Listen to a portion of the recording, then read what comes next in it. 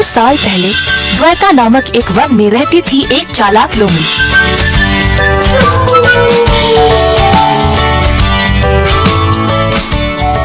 एक दिन तेज भूख के कारण लोमड़ी पूरे वन में खाना के लिए ढूंढ रही थी।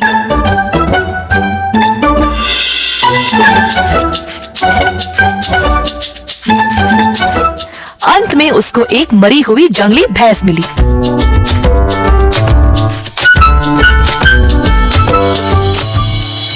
अरे वाह, आज तो बड़ा अच्छा ही दिन है। मैं इस भैंस को 10 दिन तक मजे से खा सकती हूँ, परंतु इसकी चमड़ी तो बहुत मोटी है, मैं उसको चीर नहीं पाऊंगी। अब क्या करूँ? उसी समय उस रास्ते से एक शेर गुजर रहा था।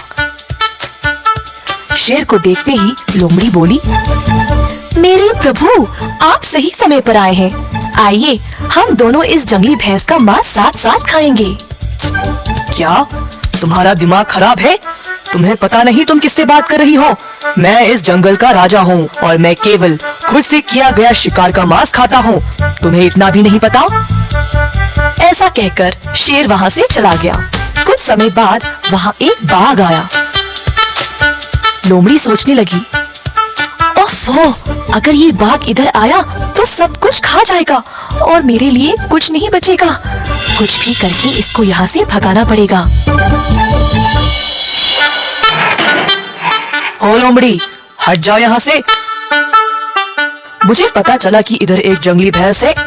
चलो अब यहाँ से जाओ, ये भैंस अब मेरा है। जी, जैसा आप कहें। आपने सही सुना, परंतु इस भैंस को शेर जी ने मारा है और मुझे यहाँ रखवाली के लिए ठहरने को बोला। वे किसी भी समय वापस आते होंगे, तो मैं यहाँ से चली जाऊँ? क्या ये भैंस शेर जी का शिकार है? उनका शिकार खाने से बेहतर है मैं भूखा ही रहूं। ऐसा कहकर बाघ भी वहाँ से चला गया। कुछ देर बाद वहाँ एक चीता आया। लोमड़ी जी, क्या आपने इस भैंस को मारा है? मुझे बहुत भूख लगी है मेरे दोस्त, थोड़ा मांस मैं भी खा लूं। मैं तुम्हारी भूख समझ सकती हूँ दोस्त, परंतु ये भैंस शेर जी का शिकार है और मैं यहाँ केवल एक रखवाली हूँ।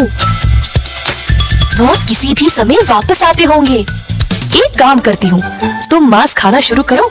शेर जी जब पास आएंगे तब मैं जोर से चिल्लाऊंगी, तुम उसी समय भाग जाना। धन्यवाद मेरी दोस्त, इस जंगल में तुम जैसों की हमें बहुत आवश्यकता है। चीता भैंस की चमड़ी को चीरने लगा।